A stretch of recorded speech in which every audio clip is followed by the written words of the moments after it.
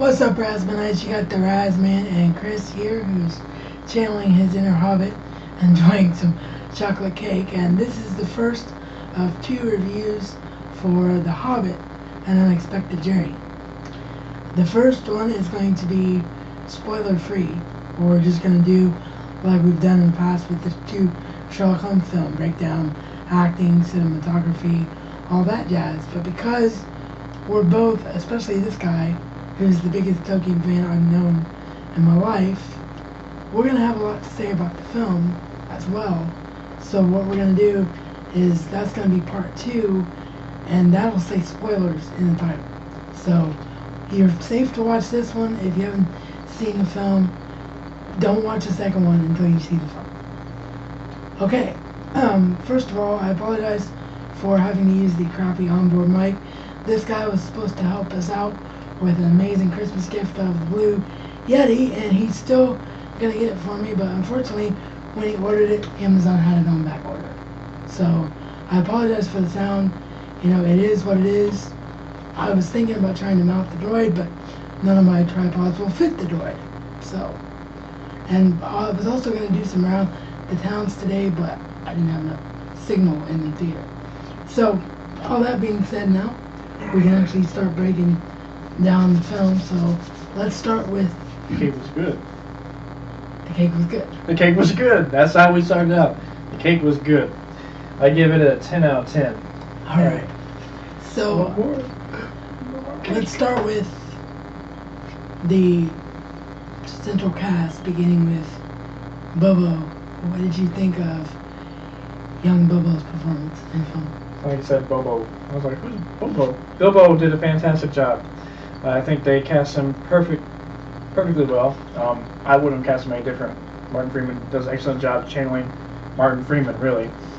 That's his personality, and I think it fits the part of Bilbo perfectly well. So 10 out of 10. I couldn't agree more. Martin Freeman was perfect, and I thought he had just enough of Ian Holmes in him when he was performing. I think Ian Holmes had just enough of Ian Holmes, too. Yeah, he didn't overdo it, too. But, you know, we'll get into that later, because that's controversy, whether or not Frodo should be in the film. Like, we're going to have to talk about that later. But, what did you think of... Well, we're going to talk about the dwarf right now. I want to start with Thorin Oakenshield. Because, to me, when I read the book, Thorin Oakenshield was much younger than this guy in the film. Much younger? Yeah, I pictured him as a much more like almost like a Frodo type age in the LOTR trilogy, you know, just a young, innocent, but also very hardened by his father's death. Like, I can't remember, did Tolkien actually say how old he was in the book? I don't recall. I mean, I'm not in The Hobbit. I don't think they named any ages specifically in The Hobbit, but you could find ages and things like that in other works, for sure, and dependencies and things like that. Well, it's a personal hang-up of mine. I just imagine him younger. That being said, I thought the actor did a phenomenal job. I didn't have a bit of a problem with the performance, particularly when he has those moments when he's trying so desperately to hold on. Again, we'll get more into this in part 2, but in moments when he's trying so desperately to hold on to his family hatred because he thinks it's justified, I thought his performance was tremendous in those aspects. And I thought that the change that he goes through by the end of the film, like, there was nothing about his performance that I thought was too fast or too quick or unbelievable. Right. I think it was just fine. I found him, I guess, an appealing character. I never really thought of him as acting bad or anything like that. I think he played the part fairly well. I don't think it was miscast at all. I think he did the right job for the character. I think he played it off well. Though cosmetically, I would say I pictured him a little different. Not younger, like you said, but definitely a fuller beard. I think most people picture him the beard was definitely a key. But you know, because all dwarfs have, I mean, a dwarf has a beard, a Santa Claus beard. You would expect. Or a wizard beard. I mean, a dwarf beard goes from like here. The typical dwarf has, you know, a beard way down the hair. You know, same thing with wizard. Wizard beards is way down the hair. But I think Peter Jackson took some liberties to make each dwarf unique and memorable, not only in character but appearance-wise. Well, I think that's why he chose. I do think that was a key thing because the party's so big. I mean, even we've read the book between us, what, like 8 times, something like that. Oh yeah, probably. And even we, like, before we were going in, we were struggling trying to remember all the names in the party. Yeah. This morning. Can we name them now? Let's see. Let's see freaking Biffer, Boffer, Bomber, Oing, Gloing. Let's see. Biffer, Boffer, Bomber, Oing, Gloing, Feely, Killy. Neely. No, that's Nori, Ori. That's not enough. I'm missing 1, 2, 3, 4 more. Thorin. Huh? You didn't say Thorin. Oh, Thorin. That's 10. I'm missing 3 more. Oing. That's like Oing, Gloin, Feely, Killy, Nori, Ori, Biffer, Buffer, Okay. Bomber. Okay. And we can't do it. We're terrible. We're terrible. Well, I'll do annotations for the dwarfs that we remember. We might need to look it up for each if we name each one. Yeah. Well, or I can do annotations. It doesn't matter. Okay. But the point is, you know, that's the beautiful thing about these Peter Jackson films is no matter how many times you've read the book, the films are completely Read in different. 4th experience. grade. That's why I can't remember. That's my Really? excuse, and I'm sticking to it. No. See, no, I don't get that because I know you've written there. I've read everything there is in Tolkien's world. But I didn't reread The Hobbit that often. Like I read it the first time in 4th grade, and then I maybe read it like a couple times after I read Lord of the Rings in 7th grade. Oh, cause see, I've read The Hobbit 6 times and LFTR trilogy 3. So Yeah, I read more Lord of the Rings than I did The Hobbit, so I don't really. I think The Hobbit hits home with me more as a story, but I'll get into that in a minute. You know, just because I think it's easier to relate to in a way. Not that I have a problem with the epicness of the trilogy, but I just think that the story of The Hobbit is more centralized, I guess. Yeah. That's why I gravitated toward it more, but I'm getting way off track here. Well, since we can't remember the names of all the dwarfs, let's just say the rest of the dwarfs. How was their acting? What stood out to you? What didn't? A couple of the dwarfs I think overacted, but I think that's just the characters, not the characters. I think it's the person's experience with acting. I think you got a lot of newer actors or unknowns that overacted the part, and I think that they got better as the film progressed. So initially, when you see them, when the dwarfs come into the introduction of the movie, you think, oh, some of them aren't acting very well. At least that was my process. I was like, kind of okay acting job there. Not so good. I would have played it off like that. But as the film got later and later and later, they delivered their lines in a more appealing way, as them getting more into character and feeling more comfortable with the whole process. I think because Peter Jackson, I'm not 100% positive on this, but I'm pretty sure he shot most of the scenes as chronologically ordered as he could. As he could, yeah, because he took the same approach. I know in Lord of the Rings he didn't always do that with the trilogy. One of the very first scenes he shot was a scene in Return of the King between Samwise Gamgee and Frodo, when Frodo tells him to get it to leave, you know, like that big teary dramatic scene over on the stairs. You don't have to tell me about the tears. Yeah, but should I tell that story or nah. We're getting off track. But anyways, I might do that. I'm just saying, I think personally that he filmed it chronologically, and so the actors themselves got better at acting or fitting in within their characters as the movie progressed. So I think they'll be better in the later films. Well, I think I had that same initial feeling too, but I think, like you were starting to get into, I think it's intentional on the part of Peter Jackson. I think he knows that the characters have a deeper progression throughout the story. And, maybe, but I think it's just with the approach that he took. Screen just went black, so hopefully we're all right. the capture never quits, but I just hate not being able to see myself. But yeah, I think. Wow, you're not self-centered at all. You just want to stare yourself all day. No. It's Sure. It's a perfection thing. I just Sure. need to know that the video is turning out right. Uh-huh. But what I was trying to get at was, I think that with the approach that Jackson's taken in making this a trilogy, I think he's purposely only giving the audience so much as the story progresses. Maybe, I don't know. He's given a lot. We can get that a little bit later, but I think in particular I can name a few of the dwarves that I felt that were overacting. Nori. Yeah. He's kind of got a squished face. The chin is like right there, and he's got some crazy weird braided haircut and short beard. Then there's a very thin-faced one. He didn't overact, but he's definitely a unique person. He's I guess you would look at him as the most feminine dwarf around. I mean, his weapon is a slingshot, and he just seems really feminine. It's a different approach. He didn't overact, but that stuck out pretty well. Like, I completely agree. Feely and Killy, the twins were fine. I think Feely and Killy, I think, were my favorites. They're what you would call the handsome dwarfs. They look good, because I remember a lady friend of mine went to it, was like, I was just interested in Feely and Killy.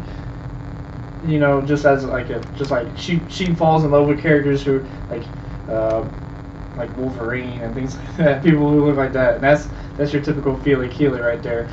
So Ori was the feminine one. Nori was the overacted one, and then the one who had like he had a hearing issue. I think that was Oin. Oin, yeah. Oin, he had a hearing issue. He, I think, overacted a little bit. And then there was one other one that didn't stick out. I don't even know what his name is. But in the initial very first scene, I was like, wow, he just seems like an extra. And I think he doesn't have any lines at all, but right, and I don't know his name. I think Feely and Killy were really good. They were probably my favorites, but my other favorite was the elderly dwarf. Balin was my favorite, straight up. Yeah. Balin. He's your typical dwarf elder that I could picture. I could see a dwarf, and I could see like an old dwarf, and he was almost that's who like, I see. When I look at Balin, I almost think of him as like a dwarven version of Gandalf. Yeah, he's a wizened old man. I mean, he has that old dwarf. He has that same feel to him, like when especially when he talks about Thorin Oakenshield. When he talks about the need for him to become the king and what he saw in him right from that very first battle. Right. I think if you were to look at him, you would look at him as like, you ever have an elderly friend or a grandpa or a papa or some older fella who just seems so down to earth and friendly. That's your Balin character. And I think he's just a homely, warm, kind soul, and that's his character. And I like that character. He had a lot of lines because of that. Yeah, my favorite line I think from him in the film was in Nibel's house in the very beginning when they're about to go off, and he's having doubts because he doesn't know if Bilbo's going to go on the mission, and Spoilers. I'm not giving away like. Come on now. Like the whole plot. Let's just say it was pretty good. We can get into it later. You're right. I'm getting off track here. I gotta keep him in check, don't I? I gotta get him on a leash and tug on it. Thank you. It's usually the other way around.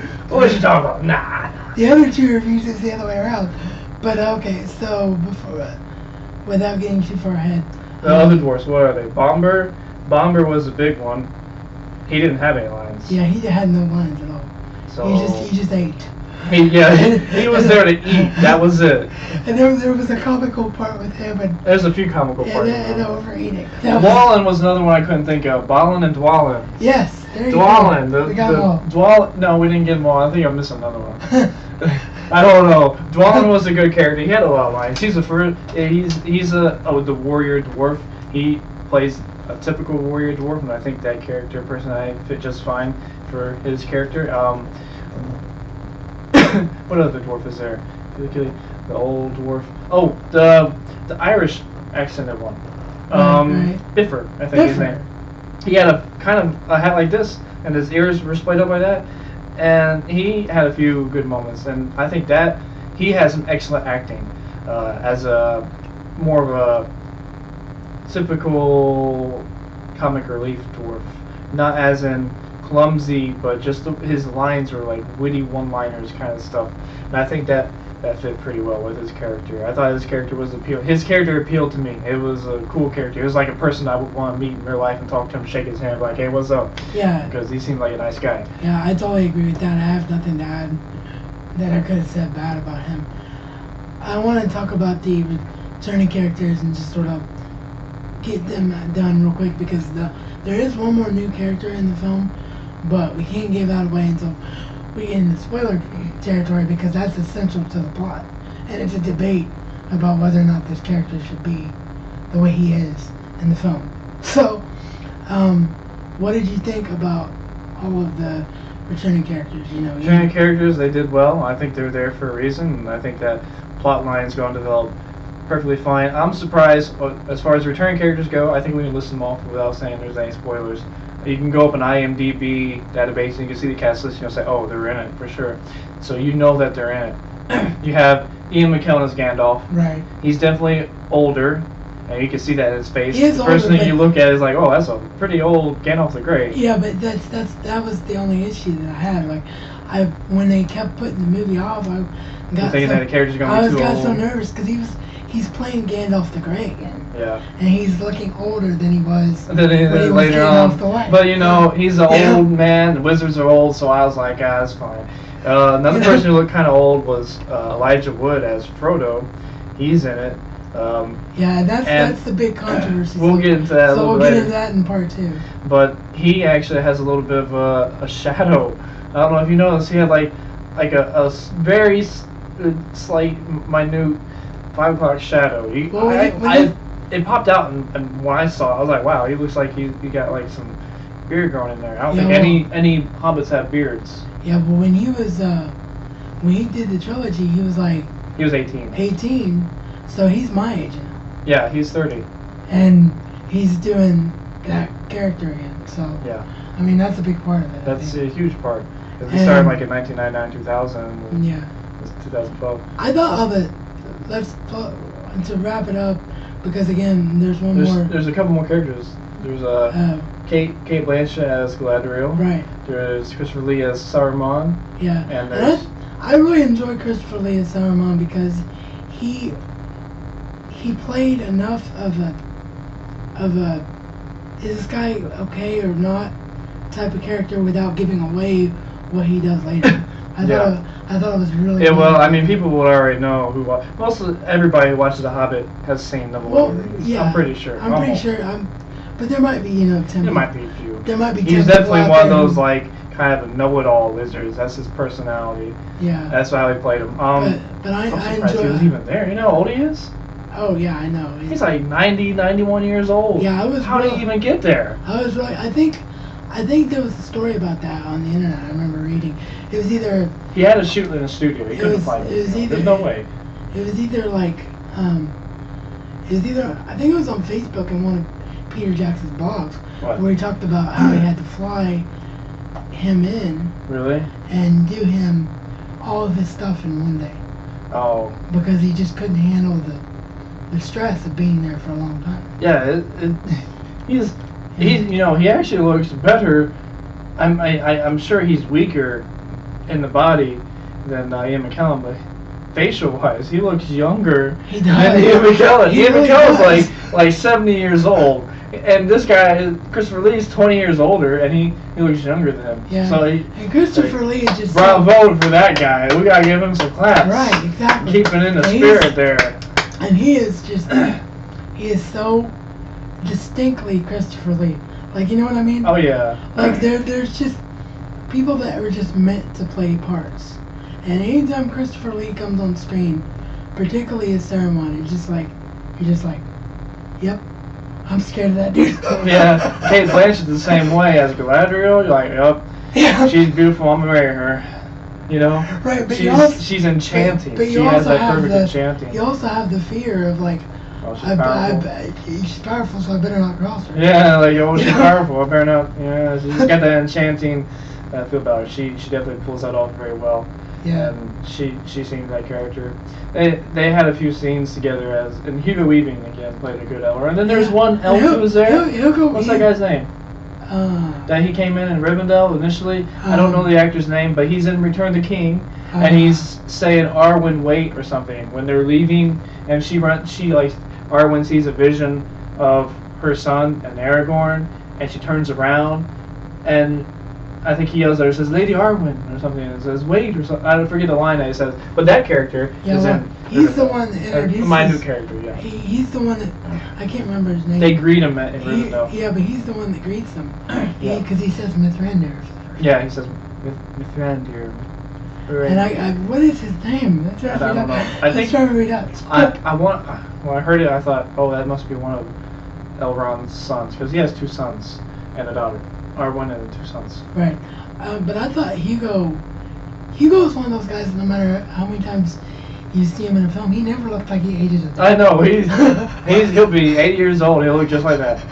He's an elf, what can you say? Because he looked exactly like, And yeah. The same way he looked in the trilogy and the same way he looked in the And this time he was all armored up, so when you look at him this time, he's got his armor on, so he looks like the Elrond that's in the very beginning of the Fellowship of the Ring, where they show the alliance between elves and men, and the last scene of the Second Age, the intro battle scene, where he says or whatever, who knows what he says. And it's like prepare the swords, and they do that little sword thing down the line as a wave, and Maybe next year, if you get here early enough. What's I'm feeling? Well, that's what it sounds like you're saying. Yeah. It's something in Elvish, I don't know. Maybe next year, if you get here early enough and we can time it out better, I haven't talked about the LOTR trilogy on a video yet. Maybe we can do a rewatch of that too and delve into that. I know you've seen it like 100 times, but it'd be good. Way too much.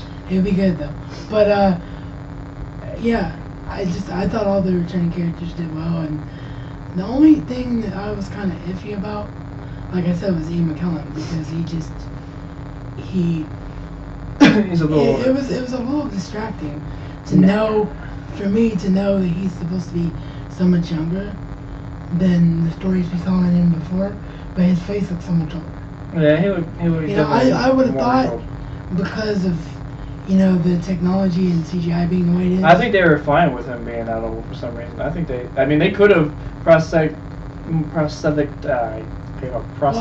him up. Yeah, that's what I was thinking. Prosthetics or CGI. Or CGI or whatever, but it's not so necessary, I think, for me personally. Well, he's an old wizened wizard, and he plays a part of an old wizened wizard. Right, don't get me wrong. I'm glad that he just got more wrinkles. Don't get me wrong. I'm glad they didn't do it, because I'm not a big fan of excessive CGI. But I was a little bit thinking, well, maybe they should have in some way. But that's really all we can talk about now, because there's one other character, but again, we can't get into it because there's a big debate on the liberties they took with the character and whether or not there he are a should couple other characters. Oh, wait, well, of course. Well, I was saving Andy for last. So who else am I forgetting? Well, there's if we can talk about the characters that are in. We know the Goblin King's in it, right? Goblin King. He's definitely in the cast if you look it up on IMDb. Yeah, I thought he was really well done. Goblin King, I thought it was done by Bill Nighy, but it's something Humphreys, I forget his name.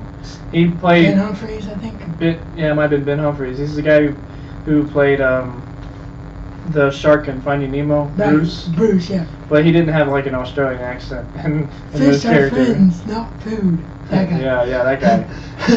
he did the Goblin King. Goblin King was definitely a lot bigger than I pictured him in the book.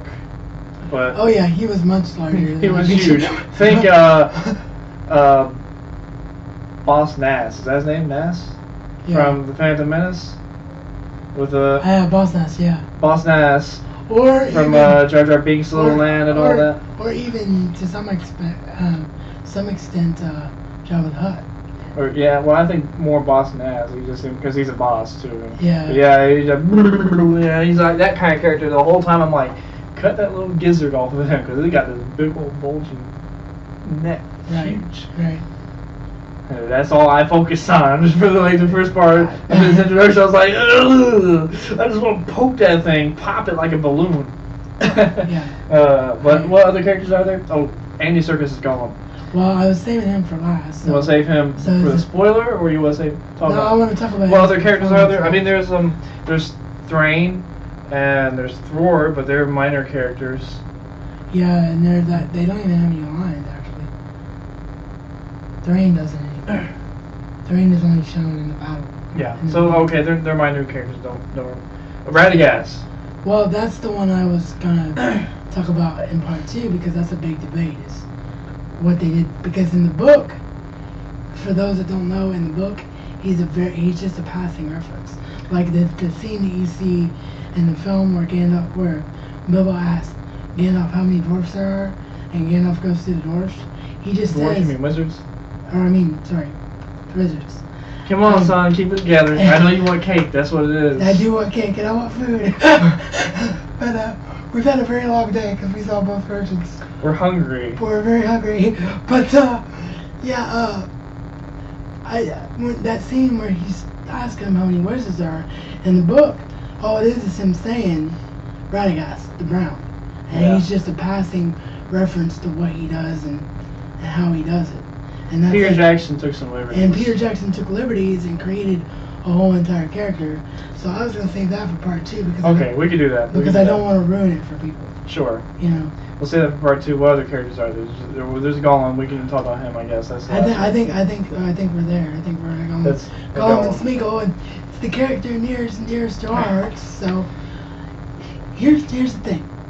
I love Andy Serkis. I think the voice is perfect, but the voice is just too freaking comical. There's no. This guy is funny. There's no way for me to hear that voice and not laugh. But the good thing. There it is, right there. See, now you gave it away. I thought you were trying to keep your identity as the host of Smeagol Blog a secret, but you just heard. I don't know what I'm talking about. You just heard. I just heard what? That you're the guy that was doing Smeagol Blog. No, I'm not that guy. Who's that guy? Okay, well, whatever. But anyway, he the voice. Thankfully, this time, because we were scared to death. I was trying to psych myself out. I was like, you can't laugh during this film because I always laugh. You always laugh. It'd be like the most serious part. He's dying here. The serious part of the Lord of the Rings. And Gollum will be reaching out trying to get the ring, and his eyes will be bulging, and you'll just be cracking up the whole time. Everyone's like, hush, hush, hush, it's serious. He's trying to beat up Frodo. And you're just like, it's hilarious. Right. So I was, I always have psyched out. Like the big scene that I did it on that was terrible was when he's choking in Frodo. That's a serious scene. He's just laughing away. His eyes are so big, and I'm just laughing so hard. But the good thing about it, though, is in this film, the people that we were there with both times, in both theaters, they were laughing at the voice, too. Oh, yeah. So, well, I mean, it was a comical part. It was comical. See, in Lord of the Rings, he established his character. I know what you're getting at. Let me know if I'm wrong.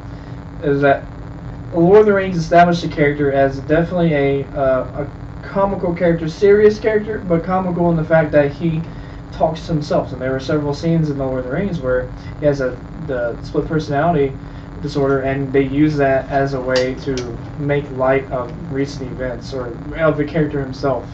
And people find that kind of funny, and so they use that established character, and Andy Serkis played that same exact character for The Riddles in the Dark. However, when you read the book, there's no real kind of split personality kind of thing going. There's a little bit. I mean, he'll refer to himself as us and we and has S's on Bagginses or whatever, Precious's and things like that. But as far as talking to himself, have a little conversation, like a whole conversation to himself, that doesn't exist in the book, and because of that, the character seems a lot darker. And I think that's what you're talking about. Exactly. The scene isn't as dark as you wanted it to be. Yeah, exactly. I mean, I don't have a bit of a problem with what they did with the character.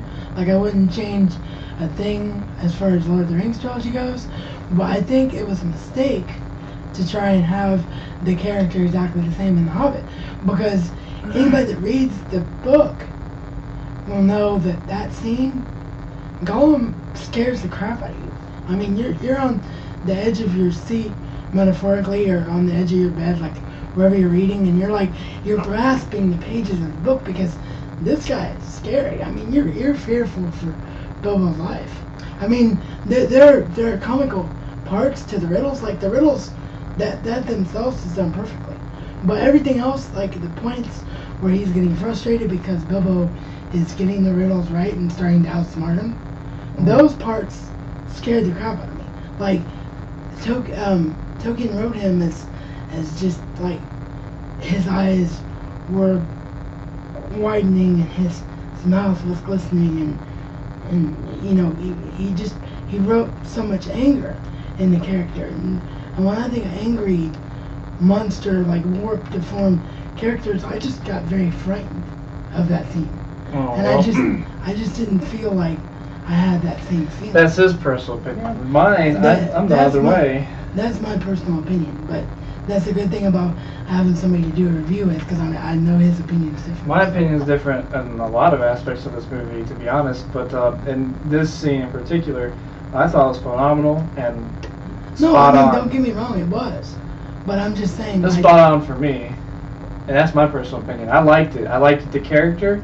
I felt it had enough darkness in it and threatening in it, menace, I guess, if you will, to make you feel like it.